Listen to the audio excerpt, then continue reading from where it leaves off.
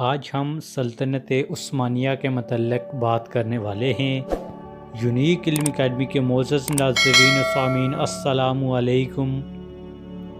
سلطنت عثمانیہ سن 1299 عیسوی سے 1922 عیسوی تک قائم رہنے والی ایک مسلم سلطنت تھی جس کے حکمران ترک تھے۔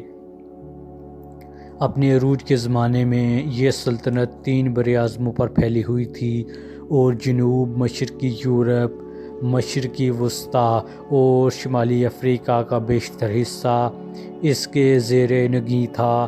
اس کے 29 صوبے تھے۔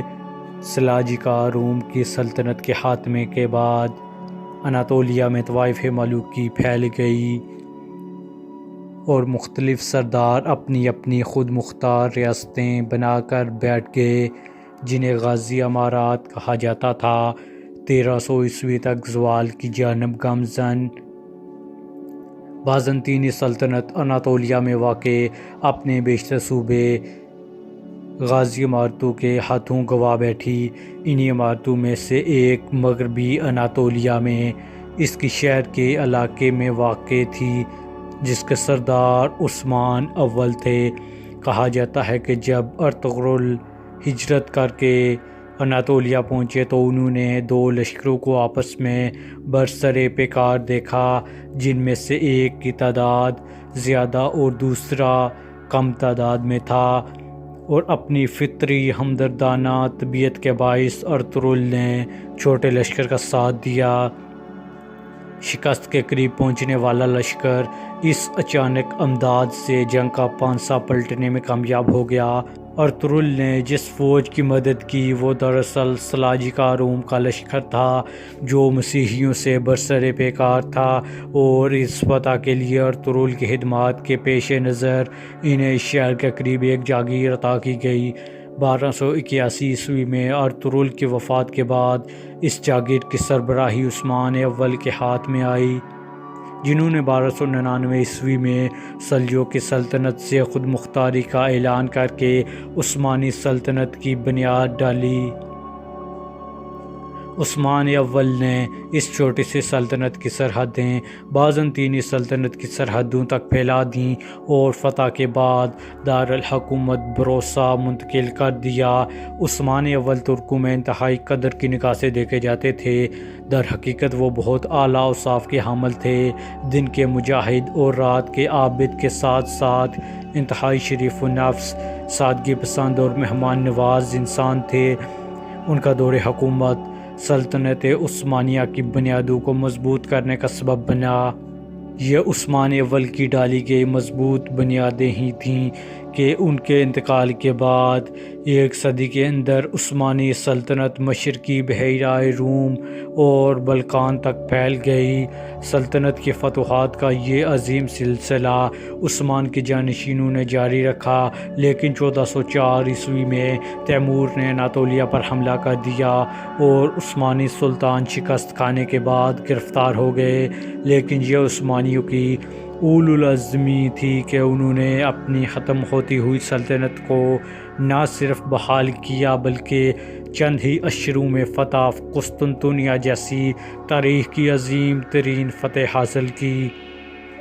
اس سے عثمانیوں کا وقار دنیا بھر میں بلند ہوا۔ فتح قسطنطنیہ ترکوں خصوصاً عثمانیوں کی تاریخ کا سنہرا ترین باب ہے۔ 1453 عیسوی میں 21 سالہ نوجوان سلطان محمد ثانی یعنی سلطان محمد فاتح کی زیر قیادت اس لشکر نے مخیر العقول کارنامے سر انجام دیے، اس عظیم شہر کو فتح کیا اور اسے اپنا دارالحکومت بنایا۔ اس طرح محمد قیصر روم بن گیا، اور یہ لقب اس کے ان ارادوں کو ظاہر کرتا تھا کہ عثمانی جلد روم پر بھی قبضہ کر لیں گے، اور ان مقاصد کے حصول کے لیے 1480 عیسوی میں عثمانی افواج جزیرہ نما انطالیہ پر اتریں اور ان کے شہروں پر قبضہ کر لیا۔ لیکن 1481 عیسوی میں محمد فاتح کی وفات کے ساتھ ہی فتح انطالیہ کی مہم کا خاتمہ ہو گیا۔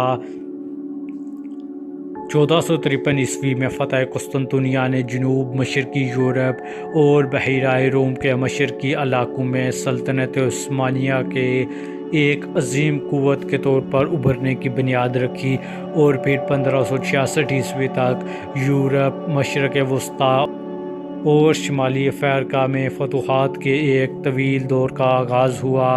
ان فتوحات کا سبب فوج کا معیاری نظم و ضبط اور جدید عسکری قوت تھی، جس میں بارود کے استعمال اور مضبوط بحریہ کا کردار بہت اہم تھا۔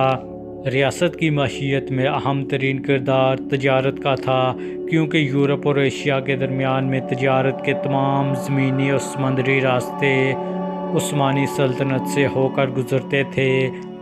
ایک کے بعد دیگر عظیم سلاطین نے سلطنت کی سرحدیں پھیلانے میں اہم کردار ادا کیا، جن میں سلیم اول کا نام نمایاں ہے، جنہوں نے مشرقی اور جنوبی جانب توجہ دی اور صفوی سلطنت کے شاہ اسماعیل کو جنگ میں شکست دی اور مصر میں عثمانی حکومت قائم کی۔ اس کے بعد انہوں نے 1529 ء میں ویانا کا محاصرہ کیا، لیکن سرد موسم اور شہر کے باسیوں کی زبردست مزاحمت کے باعث یہ محاصرہ ناکام ہو گیا۔ اس طرح عثمانی طوفان کی موجیں ویانا کی دیواروں سے ٹکرا کر واپس آ گئیں، اور عثمانی سلطنت کی سرحدیں وسطی یورپ کے اس شہر سے آگے کبھی نہ بڑھ سکیں۔ سلیم اور سلیمان کے ادوار میں عثمانی بحریہ دنیا کی عظیم ترین بحری قوت بنی، جس نے بحیرہ روم کے بیشتر علاقوں کو فتح کیا۔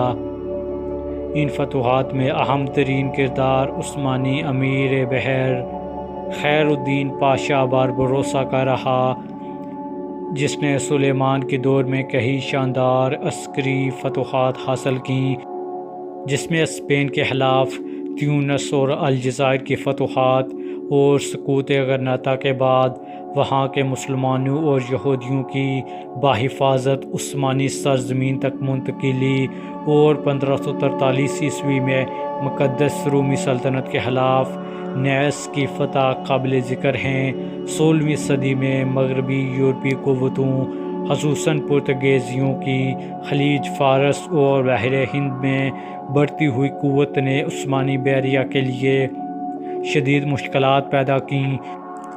عثمانیوں کی جانب سے مشرق اور جنوب کے راستے بند کر دینے کے باعث یورپی قوتیں ایشیا کے لیے نئے راستوں کی تلاش میں نکل پڑیں اور ہند و چین کے لیے نئے راستے دریافت کیے۔ تو دوستو، یہ تھی آج کی ویڈیو۔ امید کرتے ہیں کہ آپ کو پسند آئی ہوگی۔ ہماری چینل یونیک علم اکیڈمی کو سبسکرائب کریں اور بیل آئیکن کو دبائیں۔ ملتے ہیں اگلی ویڈیو میں۔ اللہ نگہبان۔